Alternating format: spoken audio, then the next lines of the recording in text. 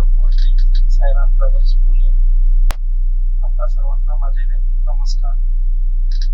माझ्या 46 बसेस आहेत.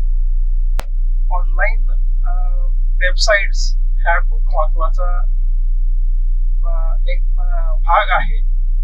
त्याच्यामध्ये अभिबस या पोर्टल सोबत आम्ही जवळपास 10 वर्ष झाले व्यवसाय करत आहे.